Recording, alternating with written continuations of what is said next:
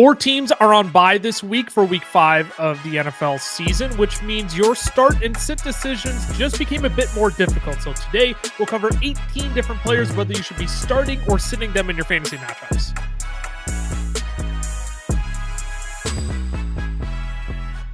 Per usual, we will start at the top with the running back position, give you our starts and sits, work our way down to eventually giving you quarterback and tight end streamers at the end of the show.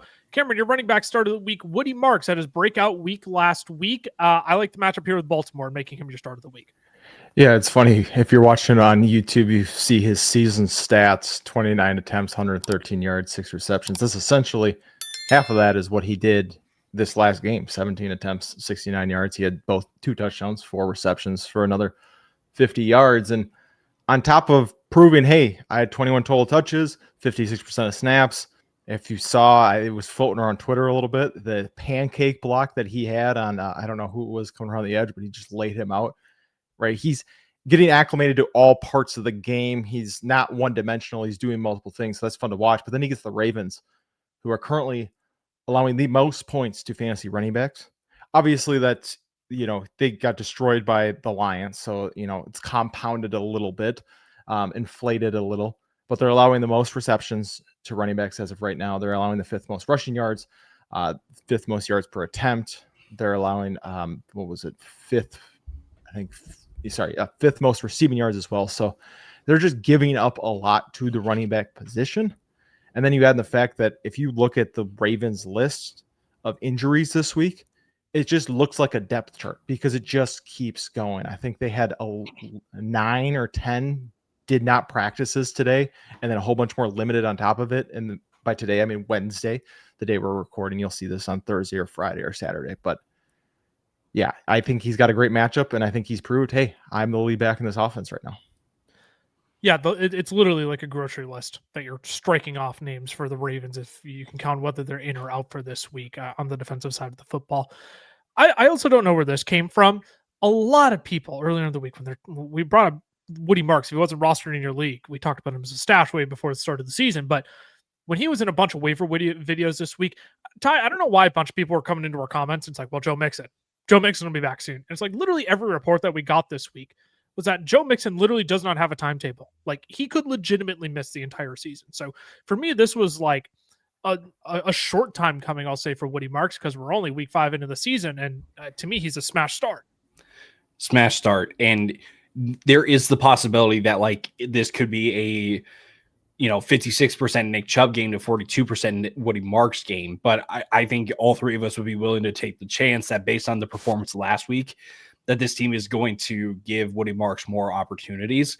He looks like the more explosive back right now between him and Nick Chubb. And that's not really a high bar to to exceed, just because Nick Chubb is just not the same Nick Chubb as years past. But the matchup is there, like Cam was saying.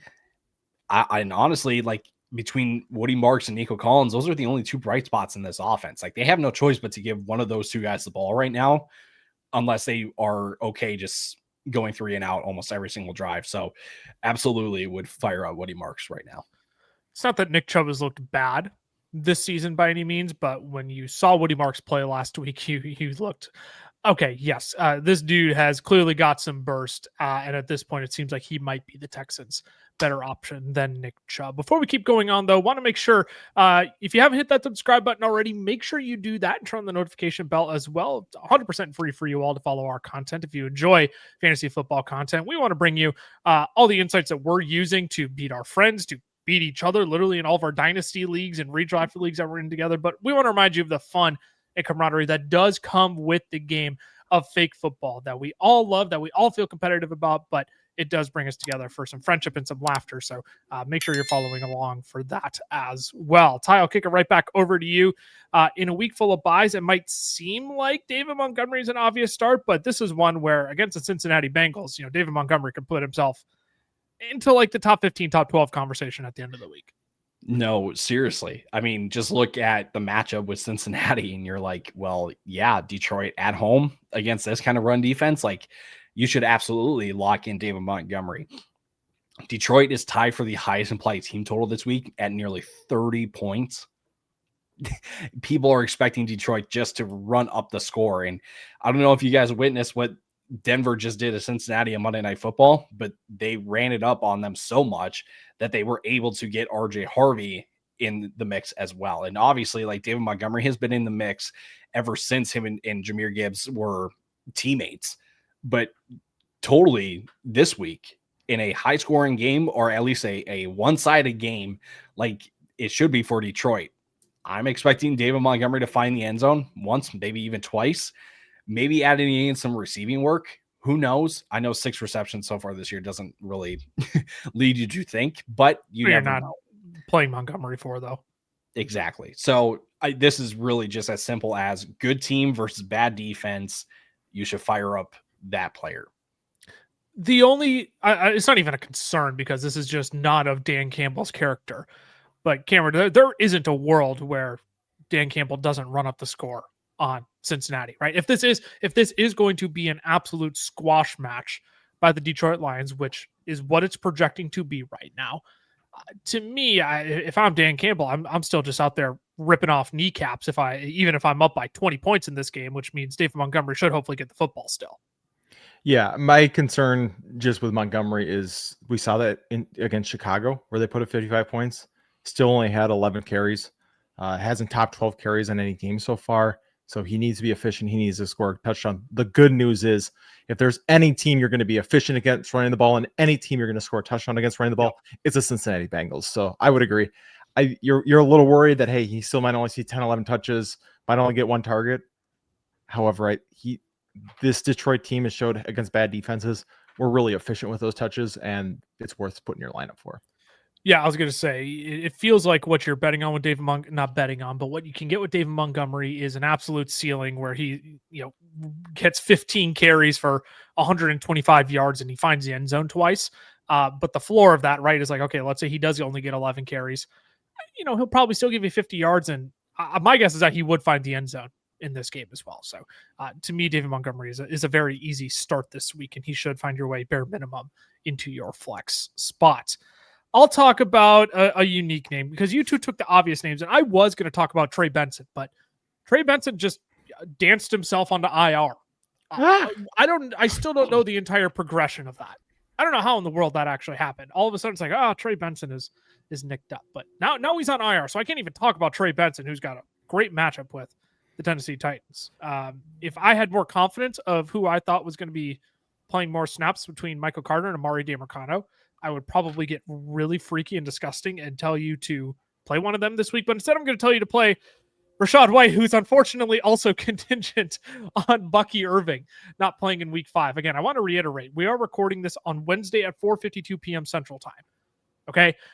Some of you will be watching this on Friday and Saturday, and you might be thinking, gosh, they're so far behind on news. That's not the case. We're literally just giving you information with what we know as of Wednesday evening. But Bucky Irving was seen in a walking boot and crutches at practice on Wednesday. So to me, that's not a great sign for his week 5 status. If he can shed a walking boot and crutches in 4 days?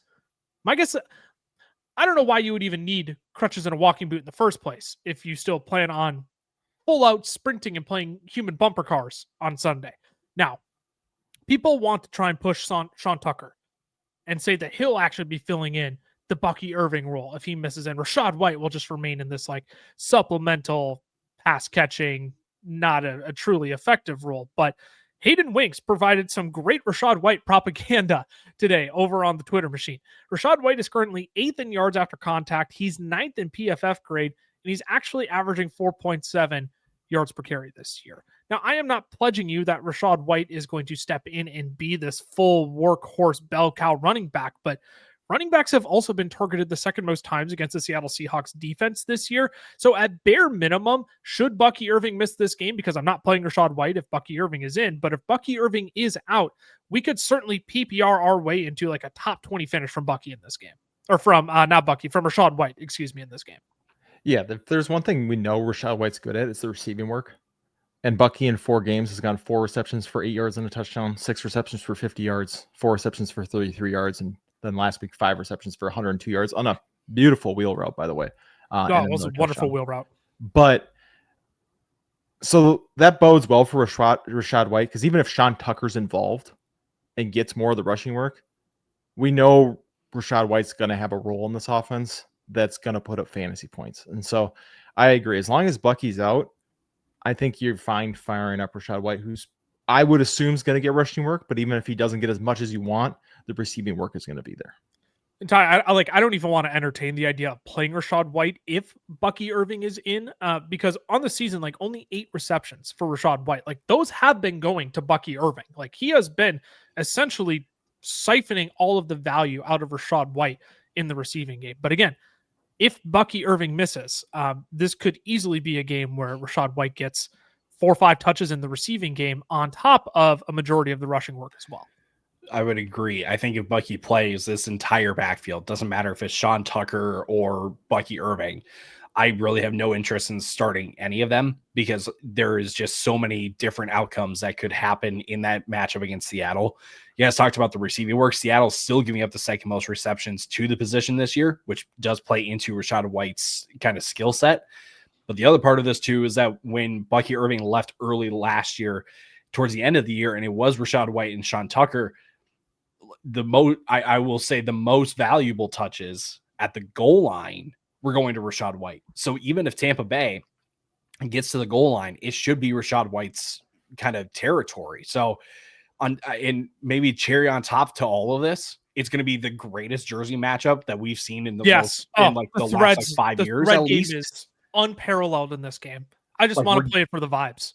Exactly. Really? Like we're getting these and the throwback Seattle jerseys. Like, come on, man. Like, yeah. I don't want to say I want any piece of this game just because of the jerseys, but like, man, vibes are high. So yeah, I would fire up Rashad White if Bucky Irving is out. Yeah. Again, if Bucky Irving does play, you can just scratch out the last like 4 minutes that we spent on Rashad White, but if Rashad White is indeed going to be the lead back for the Tampa Bay Buccaneers this week, I really don't think it's a bad spot against the Seattle Seahawks. Let's talk about running back sits.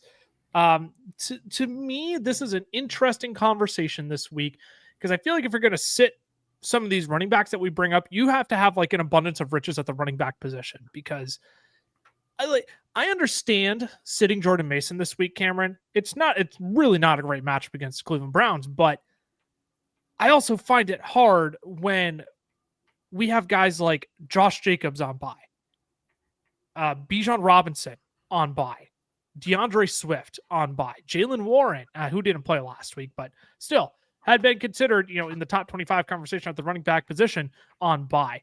All of a sudden, these guys rise up 3, maybe even 4 rankings four spots in the rankings, yet. I don't know. We can have a conversation, but Jordan Mason. My gosh, I'm going to shut up now and let you tell the people why Jordan Mason is a sit this week. Yeah, like you said, it really just comes down to it's a bad matchup against Cleveland. We've seen them shut everybody down on the ground except for essentially Jahmyr Gibbs. Right? They held Derrick Henry to 11 carries for under 30 yards. They held David Montgomery last week to 9 carries for 13 yards. Jordan Mason's getting the work. 3 games so far with over 15 carries. However, he's only top 70 rushing yards once. He only is top 15. He hasn't topped 15 receiving yards. Now, Xavier Scott is mixing in as the receiving back. Really, you need him to score a touchdown. And I'm very concerned about a Vikings offense who is missing a lot of old linemen. And even if they are playing, they're going to be banged up. And then you still have Carson Wentz back there. I just don't think they're going to move the ball a lot. I want to apologize to the people of London, but at the same time, like I feel like you deserve it. You get our worst game. That's just what happens when you live across the ocean, because it's going to be gross. It is going to be very gross this week. So I just don't think he's going to hit 10 PPR fantasy points, and that's really where it comes from. And so if you have Jordan Mason, he's probably a guy that's going to fit into your flex. I would look towards the wide receiver position instead of starting at Jordan Mason. In a deeper league, you're going to have to fire up Jordan Mason this week. You're not going to have another option, in my opinion. If you're in like a 14-man league, I don't think you can actually go out and afford to sit Jordan Mason this week. If you're in like a 10, 12-man league, I think it's a little bit more of a conversation. Ty, do you share that sentiment? Are you more on Cameron's side where you're just like, if he doesn't hit 10, I'm not interested? I feel like in a 12-man league, he's still going to kind of be in that like RB 20 to 25 range, but Again, that's mostly because we have three prominent running backs on bye this week. Prominent, I don't know. You can count DeAndre Swift as prominent, but I was gonna say 2 and DeAndre Swift. two for sure, and then DeAndre Swift and Jalen Moore. Prominent was very, very generous for DeAndre Swift. I don't think I can get past the matchup. I think that's ultimately what it comes down to for a defense that is allowing just 70 yards per game to opposing running backs and less than 3 yards a carry. I don't think it matters how many touches Jordan Mason gets. It's just they're going to bottle him up, especially like Cam mentioned briefly, the Vikings O-line issues that haven't exactly gone away. And with all the injuries on top of it, this offensive line, if everyone was healthy from week 1, should have been Christian Darrisaw, Donovan Jackson, Ryan Kelly, Will Fries, Brian O'Neill. Going into this game, it'll likely be Christian Darrisaw, Blake Brandell, Michael Juergens, Will Fries, and Justin School. And I don't know if you guys watched those first couple games without Darrisaw, but Justin School looked, he was not having a fun time. So I'm expecting this Cleveland defense to at least take away the run game. And so, again, like I said, it doesn't really matter to me if Jordan Mason is going to be the lead guy or have the majority of touches in the backfield. The matchup just isn't there. And I would hope that you have some other piece to play instead of Jordan Mason, because you were able to take Jordan Mason so late, if not pick him up on waivers in shallower leagues. So I side more with Cam. The matchup is too scary for me. And maybe more so. The Vikings offense hasn't proved to me that you should get, still stay confident with these guys with these kind of bad matchups. Okay, let's get practical with this then, because I think it's one thing for us to sit here and say the matchup is bad, but like, let's actually put this into practice of people, of players that people are going to be considering playing over Jordan Mason instead in terms of the running back position. Cam, your start of the week, Woody Marks. I assume you'd rather play him over Jordan Mason. And Ty, you can bounce in here too. Yes. Okay, Woody Marks. I think we're all in agreement. David Montgomery would be in that conversation as well. Yes. Montgomery. Rashad White, if he plays. There's the lead back. Yes. If he's the lead back. Yep, I think we're all in agreement there. I'm pocketing one of these names for sure because, Ty, you're going to talk about him. But Travion Henderson, would you rather play him or Jordan Mason? Ooh, that's a good one. Because now we're getting into like the RB25 territory. Yeah. And this is where we're talking about flex play running back 2 range. I think this week, the safer play is Mason. But honestly, I think I'd swing for Travion and swing for the upside there if I'm choosing between the two. I think the floor is similar between Travion and Mason, but Travion has a slightly higher ceiling this week, so I would go with Travion. Sure. Yep. Fair enough. Zach Charbonnet against Tampa Bay. They feel similar to me. Yes. And so I'm going to take Mason because I know you get guaranteed work. Yes, agreed. I don't even want to bring up any of these other names because then we're going to get into like Nick Chubb, Ja'Cory Krosky Merritt, Kareem Hunt, Bashal Tutin, RJ, right? Like gross names. So I guess the point I'm trying to make is we can only push down Jordan Mason so far before we're like, well, I guess I would still rather play Jordan Mason. And then that's all I'm trying to say. I'm not disagreeing with anything either of you have contributed. I'm just saying with the players on bye, it feels like we can only push down Jordan Mason so far in the rankings. Ty, one of the names that I didn't bring up is your running back sit of the week. Again, to me, it feels like you have to have an abundance of riches at the running back position to sit Chase Brown this week. But yeah, at the same time, when I look at the numbers, man, I'm like, maybe we all just need to stop taking our copium and just like actually admit like Chase Brown is just like shouldn't be in your lineup. You should just swing for upside elsewhere. And I don't think it's exactly just a Chase Brown problem. It's because this entire offensive system is just a failure. And I don't even want to say it comes down to the Joe Burrow injury. Like there is not a bright spot on this team. Like Cam and I went back and forth on the Jamar Chase debate on our trade targets episode. And I was like, I'm selling. And Cam was like, well, you know what? Maybe I'm going to buy, but like, that's the problem you have right now with Cincinnati is you can't trust any of them right now. Like Chase Brown did come away with 30 receiving yards last week against Denver, and that's your hope. that's your hope that he can get those kind of receiving yards, because you know it's not going to come on the ground, and you know that he won't find the end zone. And if they do, it's probably because they got a pass interference at the 2-yard line, and so then they decide to just run it in. That's what would be the most likely scenario for Chase Brown to find the end zone. And I understand more so compared to Jordan Mason that, like, it's because you did take Chase Brown so high in your drafts, you may not have the ability to pivot off of Chase Brown, and you may be stuck with that. And that's just kind of like, I don't want to say it sucks to suck, but like that may be a reality for you. But if you have the luxury of, hey, I do have a Zach Charbonnet, or I do have a Travion Henderson, I would strongly consider starting those guys over Chase Brown. Now, I do want to make sure I shout out the people out there who are in the same boat as I am in my redraft league, where I ended up drafting Chase Brown as my RB1. I drafted James Conner as my running back 2, who I no longer have. I drafted RJ Harvey as my running back 3, and then swung for upside on like a Bashal Tootin and Ollie Gordon later. And needless to say, I cannot sit Chase Brown this week. I do not have the luxury of sitting Chase Brown this week. So I want to make sure I shout out the people out there. I see you out there because I am one of you all. If you're like, dude, I didn't draft RB heavy early and I still have Chase Brown, I need to play him. I get that. I'm not going to tell you to sit Chase Brown, right? I'm not going to tell you to sit him in that case. But I do think even in a game where they're chasing points, Cameron, like, I'm just not confident that Chase Brown is going to be involved in the passing game enough to like even PPR his way to a confirmed top 20, let alone top 25 finish. Yeah, the Bengals are really bad right now, and I think they're just hoping to get to the bye week is essentially where they're at. I'm pretty sure bye week is week 6 or 7 for the Bengals. Is that what I saw? And I think they're just attempting to get there. It feels Bengals like bye week is week 10, so they got a ways. 10. Never mind, they got a ways to go. But I still feel like that's where they're hoping, or every player is like, please just give us a different quarterback. And I'm not sure that another quarterback's gonna make that big of a difference either, because their offensive line is terrible. And that's what it comes down to. So you can't block anybody, you can't stop anybody, which means you're not going to get rush attempts. And like Ty said, you're just hoping for receiving upside, and your 2 top receivers already aren't getting the ball. So why do we expect that the running back, it's just not a great situation. And again, against a team that's going to put up points on them and has a pretty decent defense, it just doesn't seem like the week if you have the option to start Chase Brown.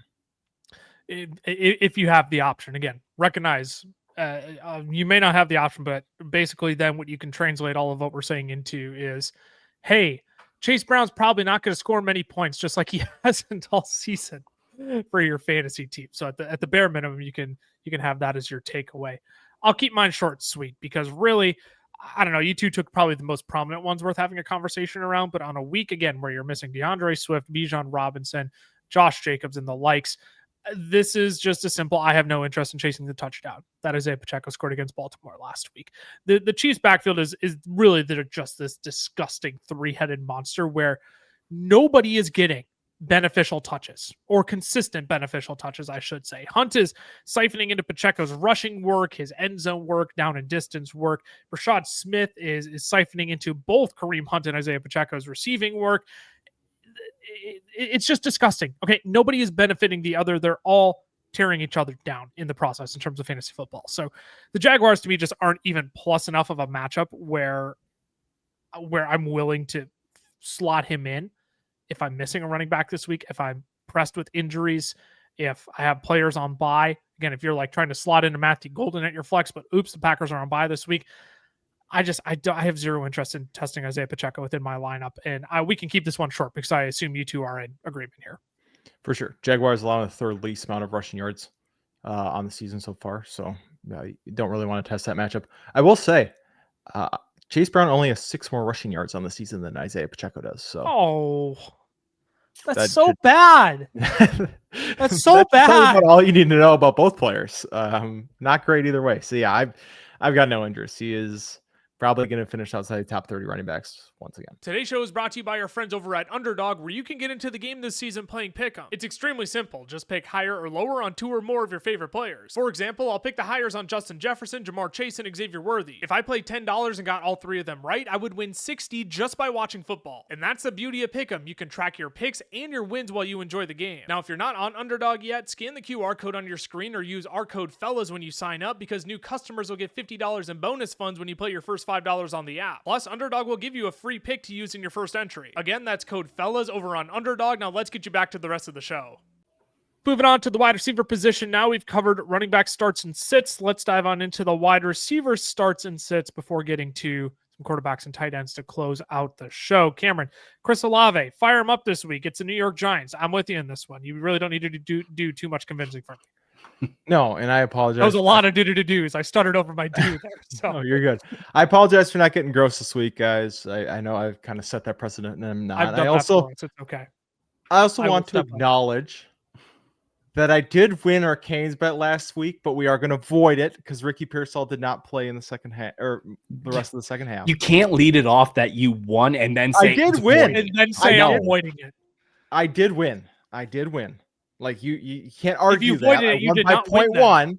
I did win by 0.1, but we are going to void it for you two because I don't want Lucas to owe me too many Canes meals. Right? We gotta keep it in the How bank. nice of you. How nice of you. It's essentially where I'm coming from. Chris Olave so far this year, I gotta say he's got to have one of the grossest stat lines. He is second in running or in wide receiver targets.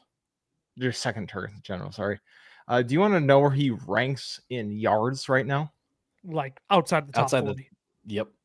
35, 185 yards. Close He has enough. the same amount of yards as Tyquan Thornton, Khalil Shakir, and Jalen Waddle. But he is second in targets. I'm okay with the volume in this one. Giants have given up at least 70 yards to a receiver each week. I think that continues again in this one. I just think he chased the volume. He scored a touchdown last week, showed that he can do it. So I know it's been gross from a fantasy perspective, but everything else is kind of there for him to continue to produce or start to produce from a fantasy perspective. Yeah, second most fantasy points per game allowed to the position, second most receiving yards. Wide receivers have been targeted the most times this year against the New York Giants. 94 wide receiver targets against them this year. Ty, you interested in Chris Olave this week? Do we get a big enough of a bounce back game where we're like, oh, finally we got that game from Olave, or is he just more of a he's a flex play? I feel like it can go both ways because, like you said, the matchup is there with the Giants. They're allowing the second most yards. So if there's a game for Chris Olave to get the yards, this would be the one. At the same time, going up against a former teammate and Paulson Adebo does give me a little okay, the matchup, at least his counterpart understands his game. But you know what? I'm just going to continue to trust the usage here that Kellen Moore is just relying on Chris Olave to be the guy to get open for Spencer Rattler. And that, hey, maybe we find the end zone again. He found it against Buffalo. Maybe he finds it again this week. Yeah, speaking of usage, it's actually a really good segue into your next player because now without Malik Neighbors, we are certainly expecting Wan'Dale Robinson's usage to hit a spike. I'm good firing him up. Same game against New Orleans, other side of the football. Yeah, I'm not going to sit here and be like, he has top 20 upside this week because this Giants passing game takes a hit. You lose a player like Malik Neighbors, you will have a game of wait and see. But this is more so about what we have seen so far and a prediction of who I'm expecting to kind of take the biggest step up here. Wan'Dale Robinson has the highest targets per route run rate on this team of all the active receivers. And Wan'Dale was the one that got on the field more when Neighbors left the game against the Chargers, which is great because he was kind of in that Josh Downs wide receiver 3 slot only role. And when Neighbors went down, we saw more playing time. So naturally, you would think more playing time means more more opportunities, I should say, for more targets when he was already being targeted pretty heavily on a per route basis. So I'm willing to take the chance in week 1 without Malik Neighbors that Wan'Dale can be the most effective receiver. But like I said, I'm not going to sit here and go, he's got top 20 upside. I want to see that game first before saying something like that. Just feels like the PPR scam is officially back. with Wan'Dale Let's go. Robinson, especially Let's if you go. just want to get Jackson Dart in rhythm, get him more than 110 passing yards per game in his, or 110 passing yards than he had in his first outing, Cameron. Wan'Dale or Jordan Mason if you're looking at your flex this week? I'm going Wan'Dale. I'm going I Wan'Dale know too. Malik Neighbors only played 33% of snaps last week, but Wan'Dale has the same amount of receptions as Malik does on the season and only has 35 less yards and 1 less touchdown. So he was, dare we say, the 1B already in this offense? Oh, stop. I'll get. I'm just kidding. King's bet that. King's bet it. Stop. I'll bet you he's going to outproduce Malik Neighbors the rest of the year. But There we go. yeah, I Too think soon. Dumb, just like the fellowship joke. It's dumb. But yeah, no, I believe in Wan'Dale. I'm firing him up in a dynasty league this week, but that's mainly because I have nobody else to fire up. But I do think he is a better start than Jordan Mason. Yes. Did you say the fellowship joke was dumb? You talk about the fantasy It's- football fellas sorry. shorts. Dumb is cheesy, but the fellowship is just cheesy. That's all it is. It's just cheesy, but it works. It works. You're calling our following base cheesy? No, Get off the show. No. We make content exactly for what the he said. people. That is Well, what he fine. said. I will serve a 1 weekend suspension because that was Yeah, a uncalled 1 for. weekend suspension. said. Well, he's already The only gonna thing be we out do of is go town. live on Sundays over Unreal. this weekend. No, guys. I'll transition to another. Look, Wan'Dale Robinson, I think, is like, if you're going to pick one person to step up as the wide receiver 1 for the Giants, you're picking this player. But I think we need to have a conversation about Alec Iomanner actually being the Tennessee Titans wide receiver 1. I don't think it's Calvin Ridley anymore. It really doesn't look good for Ridley whatsoever. Like, Iomanner just flat out looks like the wide receiver 1 for the Tennessee Titans. The Cardinals, they've allowed a wide receiver to top 75 receiving yards in each of their last 3 games. Now, the Cardinals aren't this like super mega plus matchup, but when Iomanner hasn't drawn an elite secondary like the Denver Broncos or the Houston Texans, he's averaging 12.5 fantasy points per game so far in half PPR formats. So in a week where buys are hitting lineups, I just personally really don't hate the idea of Cam Ward's wide receiver 1 hitting your flex spot. Like, it's kind of as simple as that, because I do think he could give you 10.5 plus this week. I think he needs a touchdown. And the issue He probably is does. He probably does. Cam Ward is averaging 16 completions, 150 yards, and half a passing touchdown a game. That's the worry. Is I agree. I think he is moving towards that. I think they like him and Ward have the best connection. But Brian Callahan is incompetent as head coach. This Tennessee offense looks terrible. There's just so many growing pains that I think you can fight. Like, you probably can fire him up, but I really probably am not, unless it's a deeper league, just because I just don't trust Tennessee's offense, even in a plus matchup against Arizona. I mean, we did hear Cam Ward say for himself, "We donkey," right? Yeah. We donkey. So I don't know, Ty. What do you think about Iomanner? Hey, I'll say this. Maybe you've had a change of heart, but when I brought his name up earlier, before we turned on the cameras, you said I actually considered him for my start. I strongly considered him. It was between Iomanner and Wan'Dale, and had Malik Neighbors stayed healthy, not saying that it wasn't his fault or anything, but like Iomanner in a offense that seems to be just rotating the receivers, like, he's kind of maintained the consistency. I called, like, back in week 1 when we were talking about the Patriots wide receiver room, I called Kayshon Boutte the common denominator, because it seemed like he was the guy that was always being lined up across from Stephon Diggs and Mac Hollins and whoever. Iomanner is kind of that guy right now. And if you want the proof that Calvin Ridley kind of took a back seat, or at least was in a reduced role, Iomanner and Tyler Lockett ran the most routes of Titans receivers last week against Houston with 27. Calvin Ridley ran just 13 routes. Half of them. So I'm not too concerned. And on top of that, Calvin Ridley was held out of practice on Wednesday with knee and elbow injuries. So if the concern for you is, well, he has a Calvin Ridley problem, there's a chance that he doesn't play this week. Yeah, Cam, I do want to go back to the touchdown remark that you had made as well. in terms of end zone target share through the first month of the season, per Jacob Gibbs over on Twitter, Devontae Adams has a 90% head zone target, which is just stupid. But then it's Amon-Ra St. Brown with 80, AJ Brown with 67. You want to take a guess who's fourth? How about Alec Ayomanor with a 60% end zone target share for the Tennessee Titans? So if they are in the red area, it's going to be Alec Ayomanor who's probably going to get the draw over Calvin Ridley, should Calvin Ridley even suit up this week. Let's talk about wide receivers you should be sitting on the inverse, though, fellas. Cameron, I'll start with you here. Yeah, Jareth Judy. Not great in London. Dylan Gabriel is his starter. Sorry, did I take everything you were going to say? Yeah, pretty much. I'm going to just real quick the stat lines of quarterbacks against Vikings, and we can kind of go from there. So Caleb Williams played great, right? Yeah, he had 210 yards and 21 completions for a touchdown. Most of his work was on the ground. Then they give up 5 fantasy points to Michael Penix on 13 completions for 135 yards. Then they give up 7 to the Bengals whole team because Browning wasn't able to finish the game, where he had 19 completions for 140 yards, a touchdown, and 2 picks. And even Aaron Rodgers, who was the best looking quarterback against them, he had 18 completions for 200 yards and a touchdown. Your ceiling as the quarterback is 200 yards and a touchdown. And in a wide receiver pass catching room like the Browns, where you have Harold Fannin, you have David Njoku, you have Isaiah Bond, who's been a factor. You just had to drop that in there just because the Snapchat was rising. Like, now Isaiah Bond's a factor. Now he's guaranteed a factor without Cedric Tillman.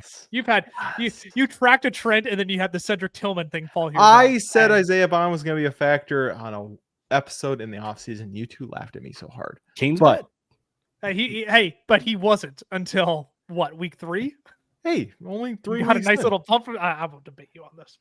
But yeah, Dylan Gabriel is probably the worst quarterback of the 5, at least in my opinion. And we've seen Browning and Penix be held to under 140 yards each. I have very low hopes for this passing attack, especially when they're willing to give like Quinshon Judkins 20 rush attempts when they're down. Yeah. In a neutral gain script, he maybe should have been our start of the week because he might see 50 rush attempts this game. Right. I mean, he might break the rushing record for most attempts in a game this year. I'm not saying he's going to have most yards, but most attempts, he definitely might get there. Well, yeah,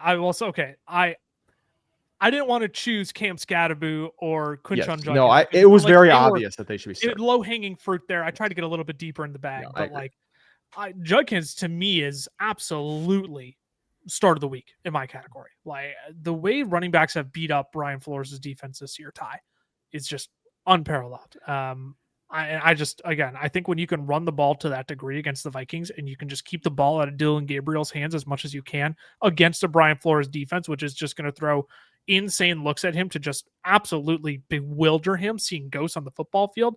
I just don't see how this works out for Jerry Jeudy. Yep. I had some interest despite the bad matchup with Joe Flacco, because let's not forget the run that Jerry Jeudy was on when Cedric Tillman was out of the lineup last year. Now, granted, that was Jameis Winston. But now with Dylan Gabriel and, again, the matchup here, it's a no-go for me.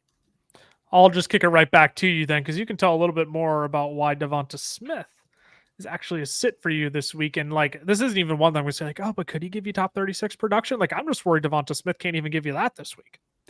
If you guys had to take a guess at where Devonta Smith ranks in usage this year, where would you? Oh, gosh. I want to say like wide receiver 60 something. Painfully low. Yeah. I think it's ridiculously low. Like, just stupid. People hear the number and their jaws are going to drop. Well, 63. I need to hear a number from you as the Devonta Smith guy here. I need to hear. I need to hear the number from you. 48. I'll split between the both of you. 55. Okay. Yep. It's not good. It's not good.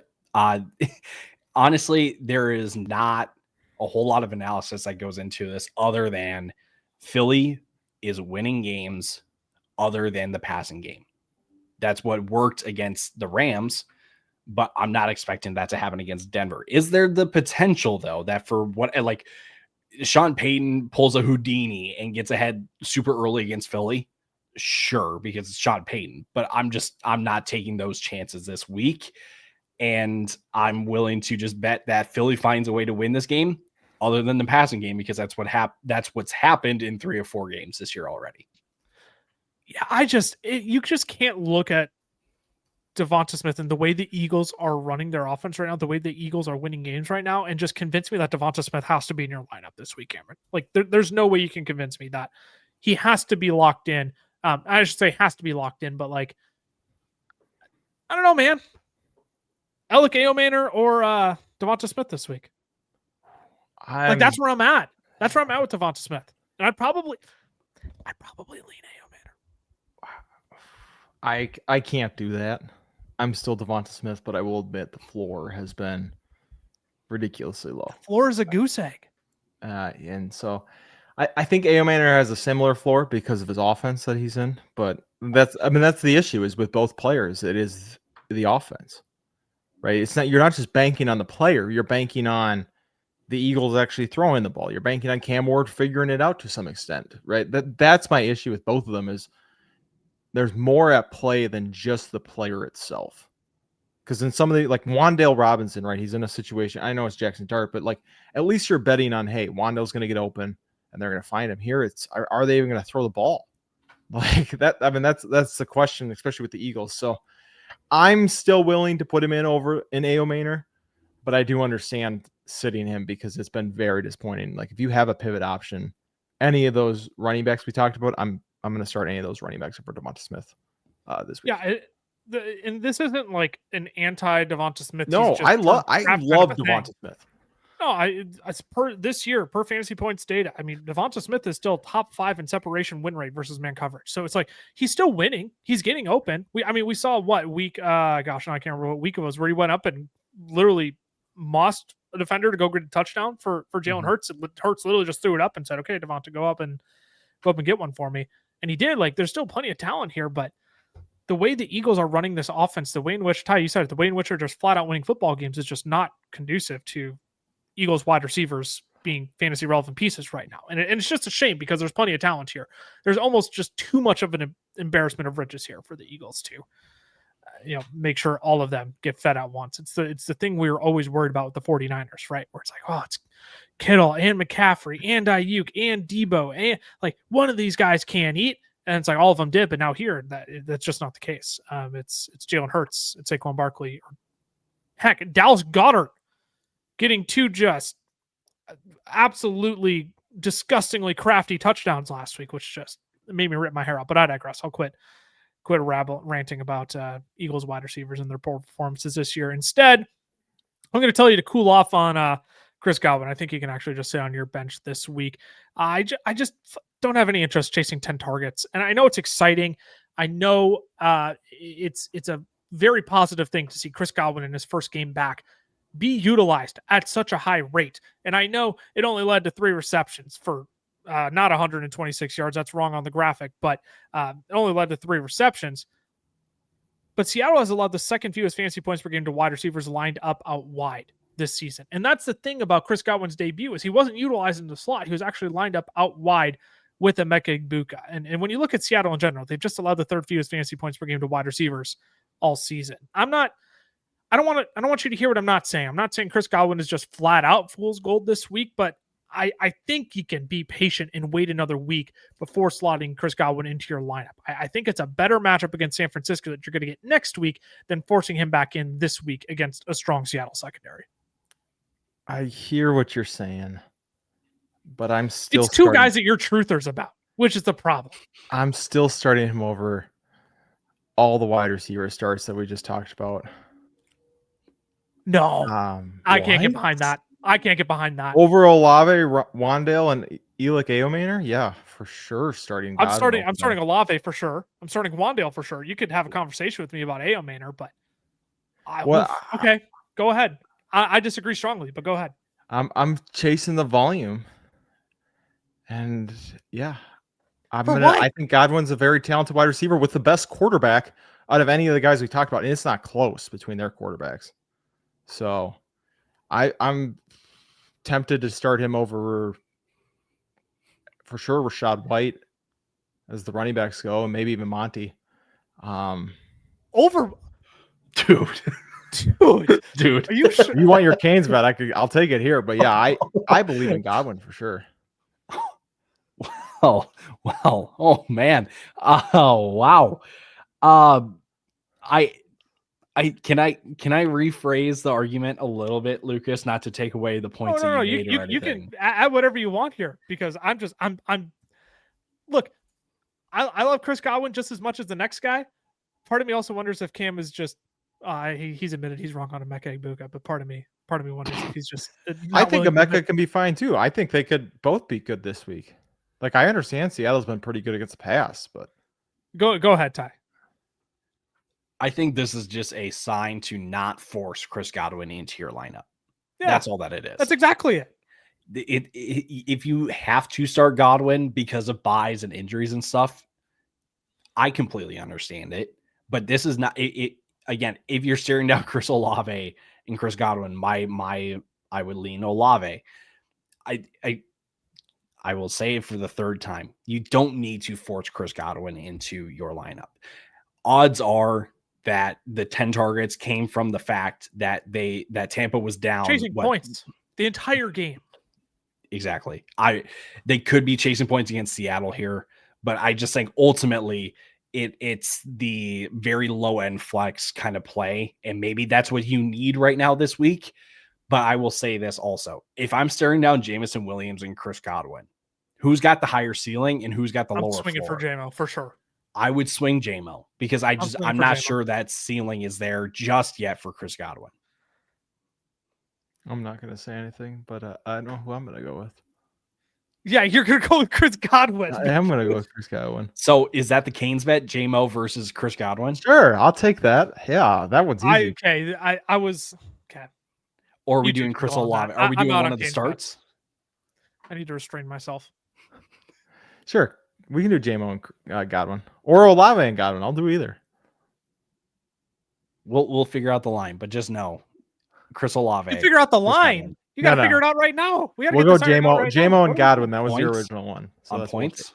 Yeah, half PPR points. It's always half PPR. Whoever has the higher points. Yeah, JMO or Godwin. Oh, no. You can't just throw out Olave and then at the very end switch it back. You're the one that said JMO. Yeah, you but said then JMO originally. All right, sure. We can do Olave. I'll do Olave. I'll do either. What? Well, He's going to outscore both. Olave. Deal. Okay, Olave. It's fine with me. Okay. It's Olave or Chris Godwin. I'm with Ty. You don't need to force Chris Godwin into your lineup. Let's bring it.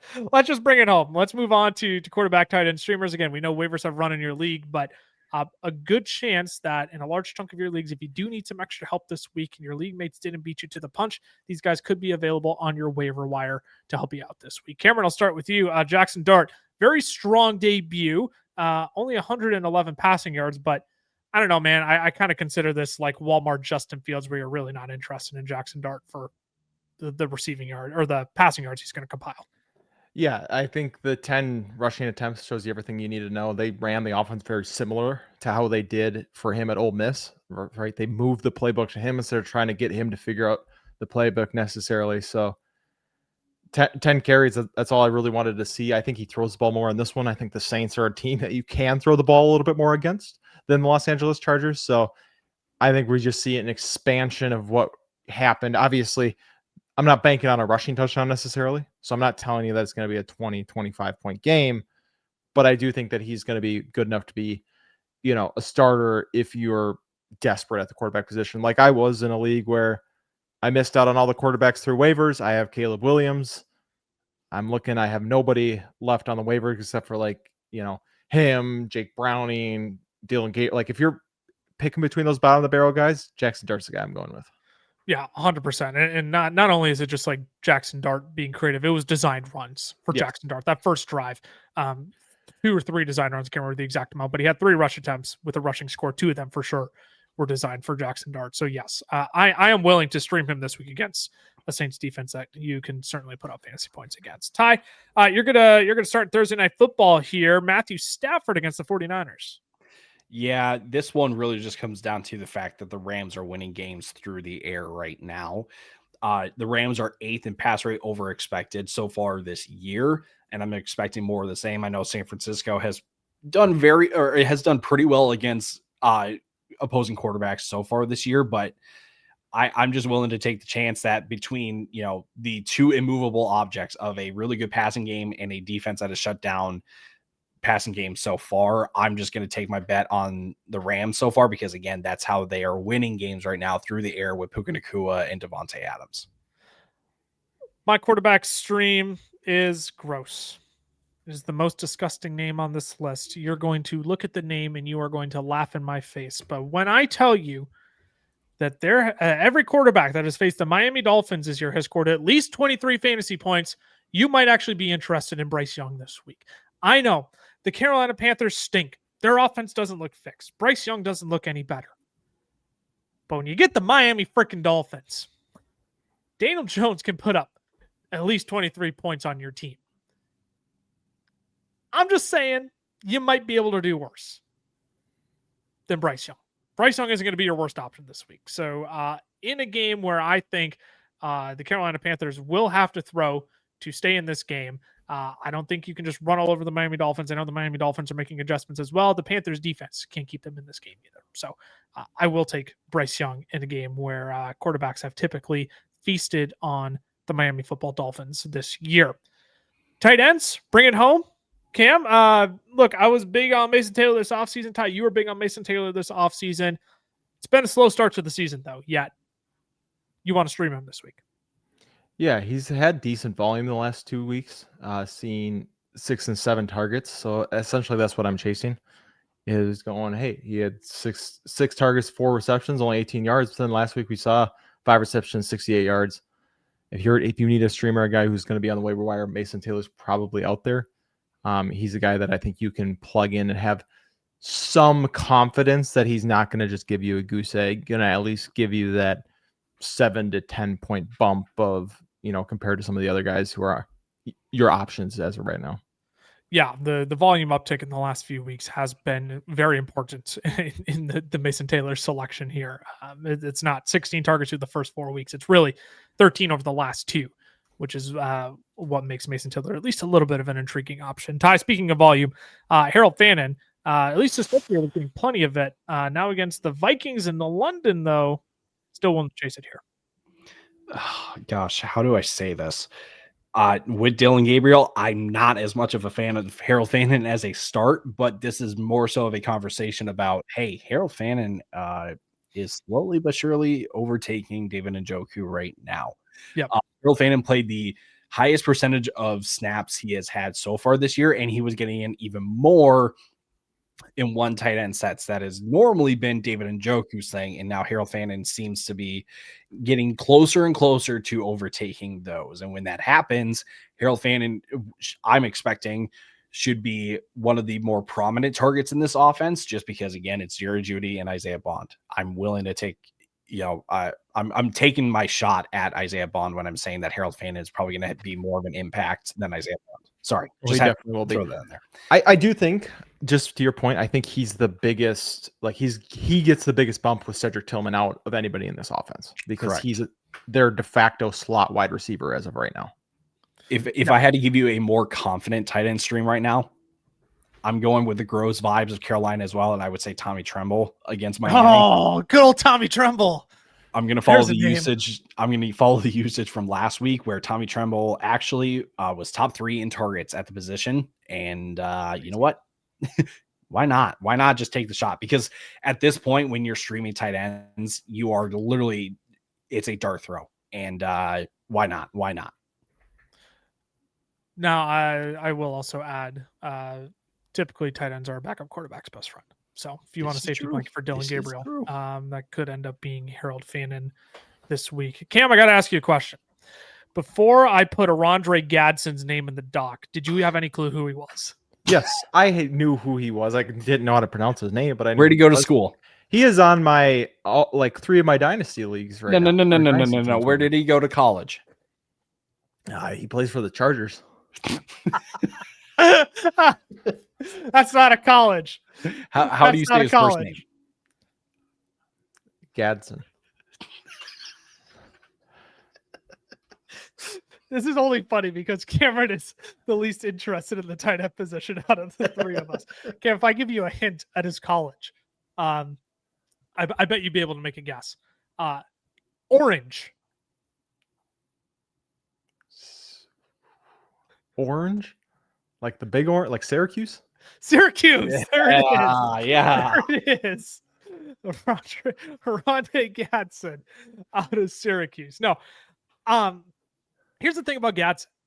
Since Will Dissly has missed the last 2 weeks, we have seen his route participation originally started 28% in week 3, jumped all the way up to 50% in week 4. We also saw Tyler Conklin start the game last week, but he actually ended up playing 12 snaps compared to 30, who ran and Gatson ran 23 routes on those 30 snaps. So all I'm saying is that if the Chargers are going to be so pass happy, Gatson could find himself more involved this week against a Commanders defense, giving up the 3rd most yards and the 7th most fantasy points to tight ends this year. No offensive line as well. If you're playing 2 tight end sets, you get Gatson out on the field a little bit more, get him more in the underneath routes. I'm just saying, if Gatson has a nice little breakout game this week, I think he could do worse. I just worry with under 50% of snaps on a team that has Ladd, QJ, and What's Ladd been doing? like Keenan Allen. That's true. But I understand though at the same time, like if you're in a deep league and need a guy to pick up, like he would be the guy that you go pick up and go, hey, he's probably going to at least give me a couple targets. This is just a pure heat check. That's all it is on my end. I don't hate that. You can do worse. Like if you have a tight end and you need a flex, you can do worse. Like Chris Godwin. Wow. Yeah, you want a second Gatson or Godwin. I'm not willing to go that far. Yeah, you want a second Canes bet? I'll double you. Guys, it was for the bits. There's no way you would actually. No one would. If somebody actually plays a run to Gatson over Chris Godwin. Of course it was for the bit. There was no lack of clarity on that. I was unclear. It's Chris Godwin tinted glasses on. I can't tell. I can't see. 6 for 60 and a tutty this week for Chris Godwin. 6 for 16. 6 for 60. Oh, I heard 6. I'm like, boy, he's averaging less than 2 yards of reception. What's he getting? Bubble screens the entire game and can't even get past the line of scrimmage? I regret ever bringing up Chris Godwin's name. The ultimate sign of disrespect to Rondé Gatson is that we went full off of the Rondé Gatson conversation to talk about Chris Godwin again. And that's my fault. But hey, 10 and 14 in usage the last 2 weeks. Might catch me sprinkling on Gatson first touchdown score this week. Great DFS dart throw. Might sprinkle a little bit. Anyways, 18 different players, whether you should be starting or sitting them for week 5, how they can change your outcome in your fantasy matchup as well. If you want even more fantasy football content, you can follow our other socials as well. FF Fellas over on Twitter, the FF Fellas on Instagram, Fantasy Football Fellas, Facebook and TikTok. If you are a YouTube person through and through, what are you giggling at? Somebody put Rondé Gatson on the trade block in one of our leagues. I'm not coming to get him. Who could that be? I'm not coming to get him. The taxi squad. Straight from the taxi squad. Golly. Fantasy Football Fellas shorts on YouTube if you want even more exclusive content over there. We'll be live Sunday morning as well. If you want to come get more start sit questions answered, make sure you're subbed here. Hit that notification bell as well so you know when we go live. You know when all of our newest video content is up as well. Lastly, if you want even, more random spontaneous content from us as well, I'm at Lucas Wenzel on X, Camlaw FFF for Cameron, Tyler_Plath for Ty. Again, we'll be back on Sunday morning with a start, sit, lineup decision live stream. That was way too many words, and I could have said it in a lot less. But anyways, we'll be live Sunday morning. We'll have more content for you all next week. We'll do a little bit more trending or ending, some more trade targets, some more starts and sits as well before week 6. Best of luck to y'all this week. We'll see you next week. Actually, that's a lie. We'll see you Sunday. Deuces. Deuces.